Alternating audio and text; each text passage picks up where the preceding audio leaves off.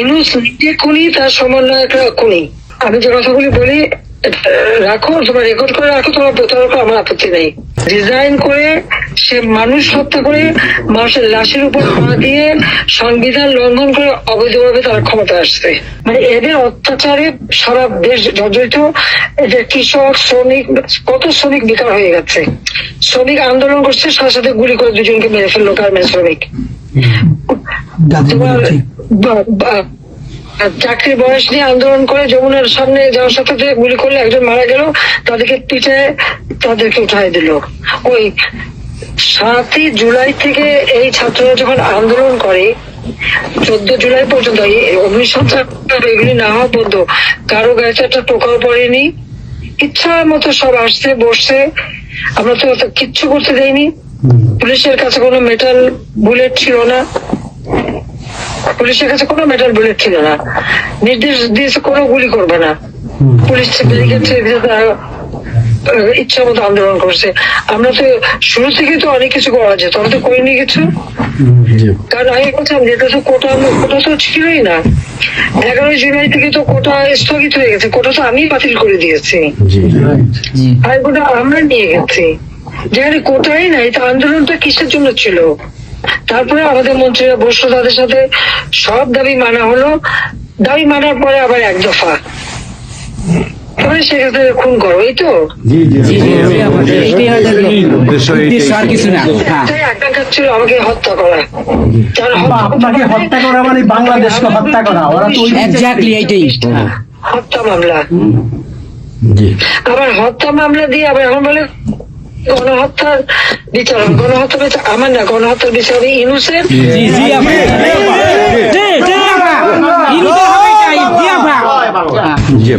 এই সমস্ত খুনের দায় দায়িত্ব ইউনূসকেই নিতে হবে, আর তার সমন্বয়করা। সে যে হত্যার সঙ্গে জড়িত প্রমাণ পাওয়াই যায়।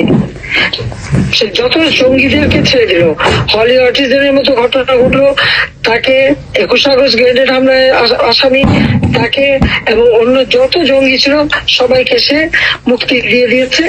কারণ এই জঙ্গিদের সাথে তার একটা যুক্ত ছিল, তার একটা সংযোগ ছিল। কাজে বাংলাদেশটাকে সে একটা জঙ্গির দেশ হিসেবে পরিণত করতেছে। আজকে সাধারণ মানুষের অবস্থাটা কি দেখো, সাধারণ মানুষ আজকে খেতে পায় না, পড়তে পায় না, আসতে। মানুষ তো এখন বলে যে আগের সরকারই ভালো ছিল, শেখ হাসিনার সরকারই ভালো ছিল। 97,000 কোটি টাকার বাজেট, কয়লা কেনা, এলএনজি কেনা,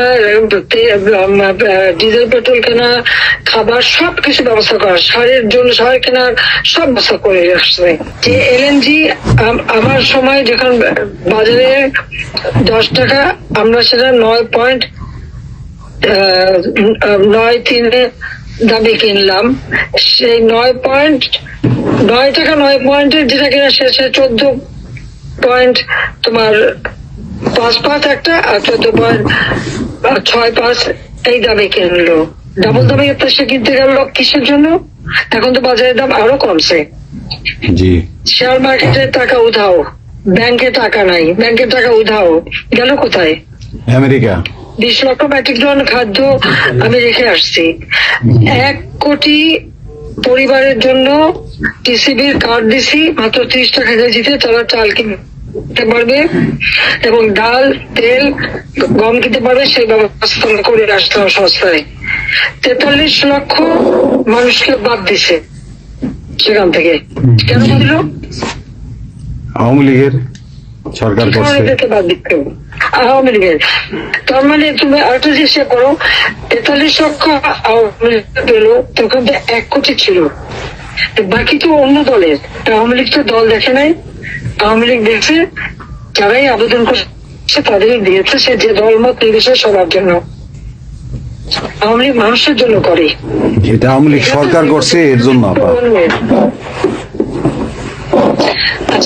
ছাত্রদেরকে সে তারা বিভ্রান্ত করছে। এখন সাধারণ ছাত্রছাত্রীরা যারা এই বিভ্রান্ত এই খুনিদের সাথে যুক্ত, আমি তাদেরকে বলবো তাদেরকে আবেদন করছিলাম, বুঝতে পারছেন না যে কি হচ্ছে, আপনাদের বাচ্চাদের আসতে দিয়ে তারা দিচ্ছে বাচ্চাদের আসতে। অনেকে তো আপনাদের হারালো, তখন যদি আমার কথাটা শুনতো তো এই আহত হতো না। তা আজকে তারা নিশ্চয় উপলব্ধি করতে পারছে। সেটা আমি বলবো যে এখন যারা এই সাধারণ ছাত্রছাত্রী দাবি এদের সঙ্গে যুক্ত হয়েছিল তাদের প্রতি আমাদের কোনো ক্ষোভ নেই, কিচ্ছু নেই, বরং তারা লেখাপড়া করতে আমরা সেটা চাই। জি আপা। জি আপা, জি আপা। কিন্তু আমার কথাটা হচ্ছে আমাদের ছাত্রলীগ করাটা কি অপরাধ? আওয়ামী লীগের সন্তান হচ্ছে তার জন্য কি অপরাধ? তাদের পরীক্ষা দিতে দেবে না, ভাইবা দিতে দেবে না, ইউনিভার্সিটিতে যেতে দেবে না, স্কুলে যেতে দেবে না, কলেজে যেতে দেবে না। What is this? আর এই ছেলে পেলেদেরকে কিভাবে বেয়াদব বানিয়েছে? স্কুলের প্রিন্সিপাল, টিচার তাদেরকে তার জুতোর মালা পরায়, গাছের সাথে বাঁধে, তাদেরকে দিয়ে রিজাইন করায়। লাঠি সোটা নিয়ে জীবন, আমি জানি পৃথিবীতে কোনো দেশে এই ঘটনা ঘটছে কিনা। চিফ জাস্টিস তার বাড়ি হামলা, চিফ জাস্টিসের হামলা।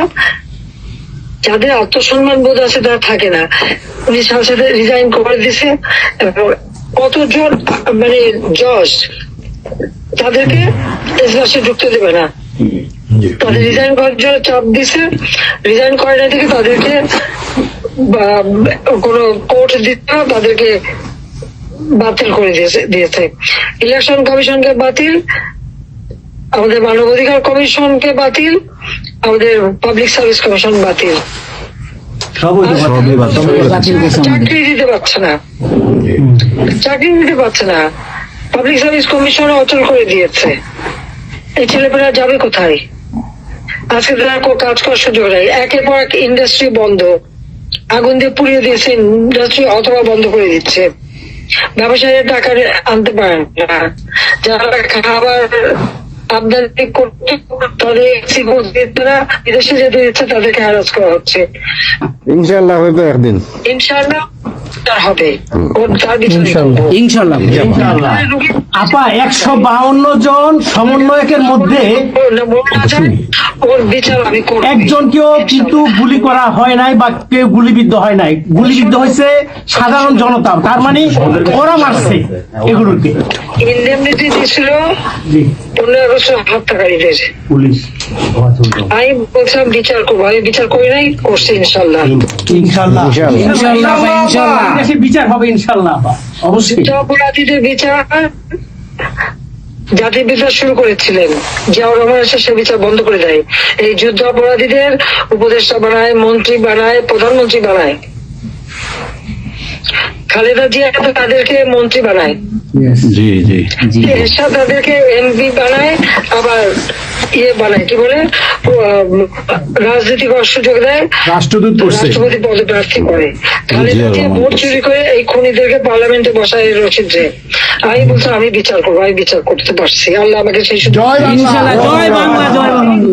হ্যাঁ। এই ছাত্র হত্যার জন্য, জনগণ হত্যার জন্য, পুলিশ হত্যার জন্য আওয়ামী লীগের নেতাকর্মী এবং মাইনরিটি, হিন্দু, বৌদ্ধ, খ্রিস্টান কেউ বাদ যায় নাই। ঠিক, জি আপা। এটাই গণহত্যা। আক্রমণ করছে, হিন্দুদের বাড়ি ঘর মন্দির ভাঙছে, বুদ্ধিস্টদের প্যাগোডা ভাঙছে, সেখানেও তাদের ছেলেদের হত্যা করছে সেই খাগড়াছড়ি এবং রাঙামাটিতে। প্রত্যেকের উপরে এরা হামলা করছে, করে করে তাদেরকে মারছে। মাইনরিটিদের উপরে যে অত্যাচার। আবার দাবি উঠায় কি ইসকন নিষিদ্ধ করতে হবে, আর সংবিধান থেকে সেকুলার শব্দ বাদ দিতে হবে। কেন বাদ দিতে হবে? এই সংবিধান জাতির পিতা দিয়ে গেছেন, এটা লাখো শহীদের রক্তের বিনিময়ে পাওয়া। এদের কলমে করেছো, জিয়াও এটাকে নিয়ে খেলছে, এসবও করছে, খালেদা জিয়াও করছে, কিন্তু আবার আমরা সেই সংবিধান ফিরিয়ে এনেছি, মানুষের অধিকার আমরা নিশ্চিত করেছি। এবং এই সংবিধানেরই 7ম অনুচ্ছেদের গ, অবৈধভাবে অনির্বাচিত কোন কেউ যদি ক্ষমতা চায় তাহলে তার বিচার হবে। এবং ইউনূস, তার কোন সাংবিধানিক ভিত্তি নাই, সে অসাংবিধানিক ভাবে অবৈধভাবে ক্ষমতা দখল করছে। ইনশাল্লাহ তার বিচার ওই সংবিধান মোতাবেকই হবে এবং তার ওই চালা চামুন্ডা যে করার সাথে আছে আর উপদেষ্টা এবং সমন্বয়কারী সবকটার বিচার বাংলা মাটিতে হবে। বাংলা ঘুষখোরের কোনো জায়গা নাই বাংলাদেশে আপা। জি আপা। আজকে সারা দেশের মানুষ হাহাকার, জি জি। জীবনের নিরাপত্তা নাই। যে কোনো ঘরে ঢুকতেছে অমনি তাদেরকে খুন করে, লুটপাট করে। ডাকাতি হইতেছে, চুরি হইতেছে, হোস্টেলের এই ছাত্র নন্দিনীরা এমপি হোস্টেলে যে সব তালা ভাঙছে, সব লুট করছে, মন্ত্রীদের বাড়িতে তালা ভাঙছে, লুট করছে, আমাদের প্রত্যেকের গণভবন থেকে শুরু করে সবই তো লুট করছে। এবং ইউনুস নিজেই তো গণভবনে গেছিল লুট করতে। ছবি দেখো না?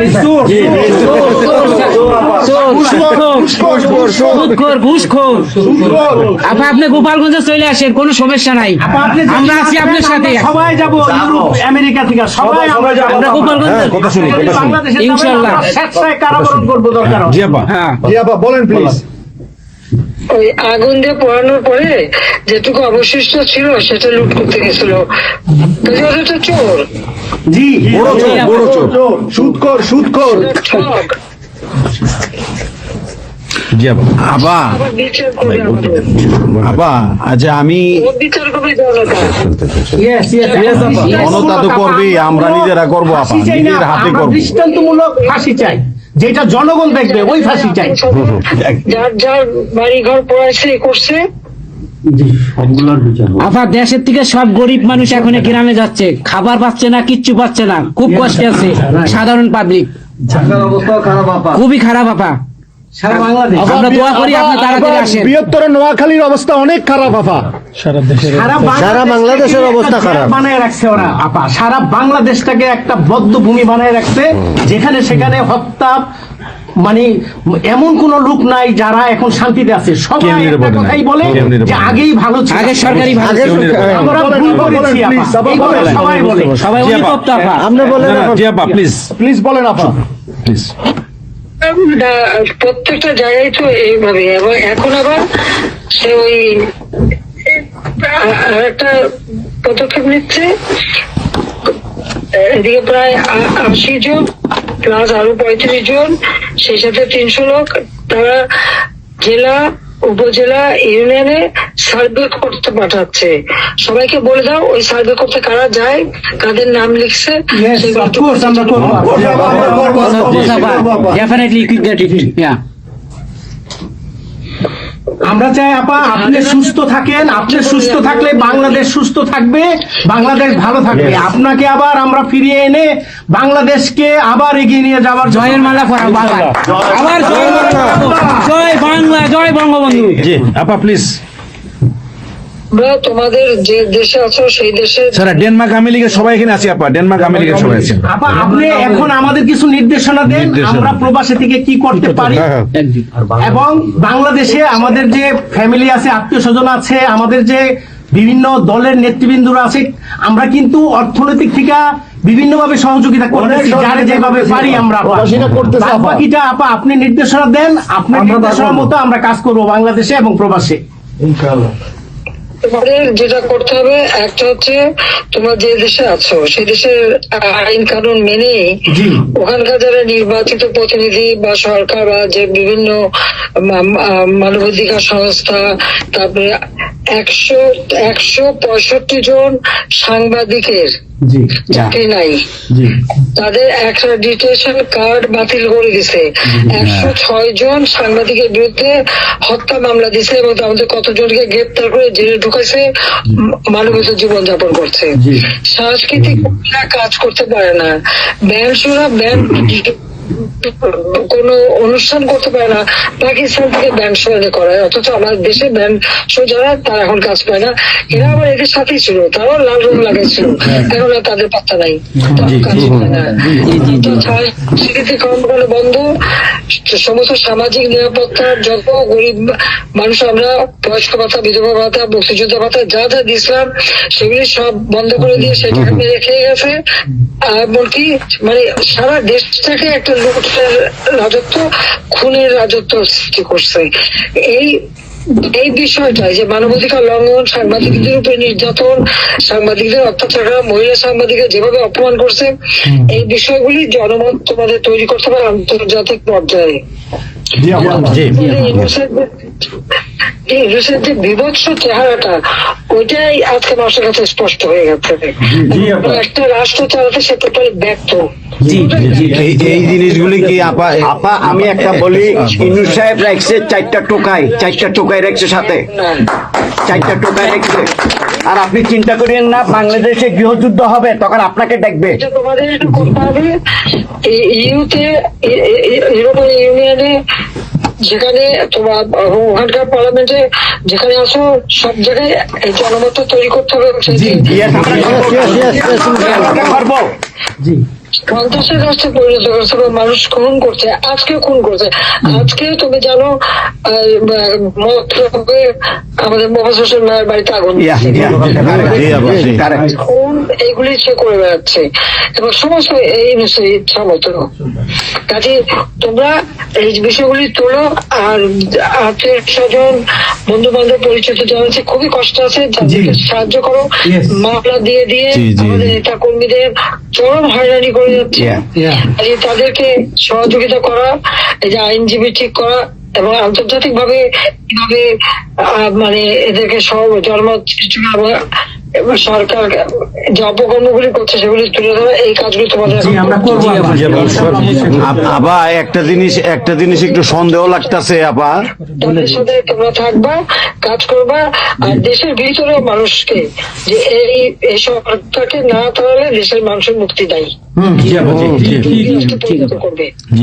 হ্যাঁ আপা, আমি একটু একটা কথা বলতে চাই। একটা জিনিস একটু সন্দেহ লাগতেছে যে পাকিস্তান থেকে যে শিপের মধ্যে কতগুলি কন্টেইনার আসলো, এটা কেন এবং এত দ্রুত ওরা কিভাবে পাকিস্তানের সঙ্গে ব্যবসায়িক সম্পর্কটা গড়লো? কারণ এইটা তো কোনোদিন ছিল না বাংলাদেশে, 71-এর পরে এটা হয় নাই আপা। এখন এইটা নিয়ে আমাদের আপনি তো অবশ্যই আপনি অনেক কিছু অবগত আছেন, এটা আমাদের জানার প্রয়োজন। এই তথ্যটা আমাদের বের করা উচিত যে কোনো ভাবে, গোয়েন্দা বলেন, যে কোনো ভাবে আমাদের তো কিছু না কিছু আছে, এদের মাধ্যমে এই জিনিসটা আমাদের খুবই দ্রুত বের করা উচিত। এরা কি মনে করতেছে, মনে হয় সম্ভবত ভয় পাইতেছে যে আমরা হয়তো দেশে একটা অরাজকতা সৃষ্টি করুম, ওরা একটা গৃহযুদ্ধের প্রস্তুতি নিতেছে, আমার কাছে সন্দেহ। ওইখানে দুইজন যে মাল ডেলিভারি করে ওই জায়গাতে কন্টেনারের ওইখানে 2টা লোকের চাকরি চলে গেছে।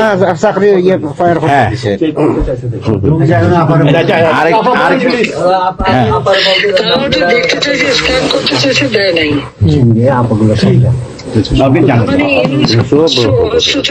সাথে জড়িত।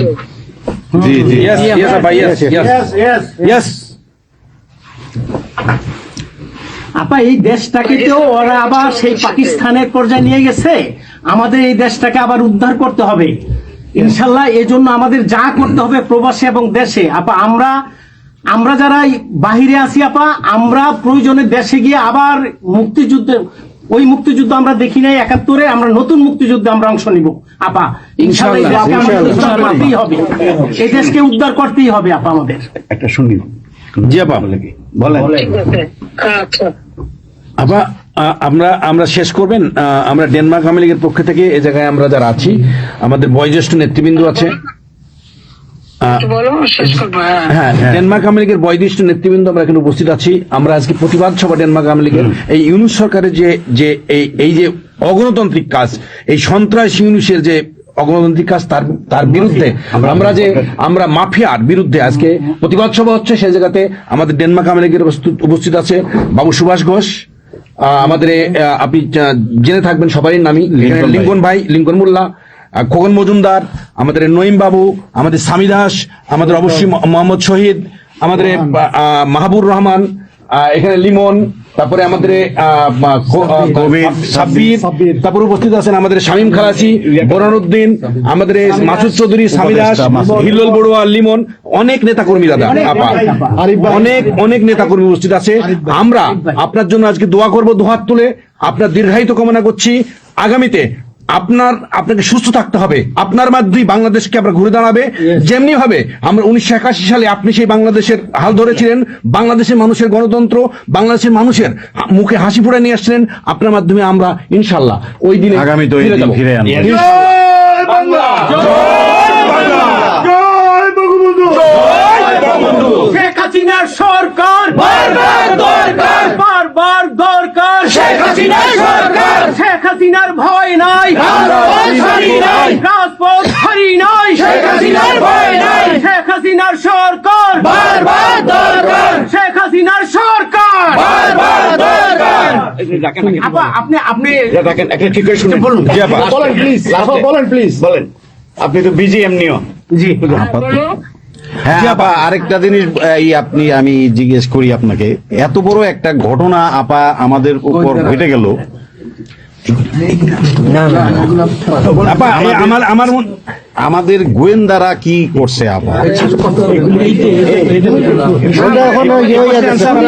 এই প্রশ্নের অ্যান্সার আবার দিয়েন না। আমাদের সাংগঠনিক অ্যান্সার যেটা হয়েছে, আমরা যেহেতু রেকর্ড করেছি এই অনুষ্ঠানটা, সেই এই পর্যন্তই থাক, আমাদের মনে বলে ভালো। এই পর্যন্ত আপনারা শেষ করছি। আপনাকে আবার ধন্যবাদ, আপনার জন্য দোয়া করছি, আপনার দীর্ঘায়িত কামনা করছি আপা। আপা আপনি শেষ করুন, সাংগঠনিক নির্দেশনা দেন। আপনি শেষ করুন আপা, তারপরে আমরা শেষ। জি আপা, আমরা শেষ করছি। হ্যাঁ, রেকর্ডিং বন্ধ। ধন্যবাদ। রেকর্ডিং বন্ধ করেন, সব রেকর্ডিং বন্ধ করেন। সবাই রেকর্ডিং বন্ধ করুন। এই রেকর্ডিং বন্ধ করুন। বন্ধ করেন। রেকর্ডিং বন্ধ করেন, রেকর্ডিং বন্ধ করেন। এই রেকর্ডিং করবেন।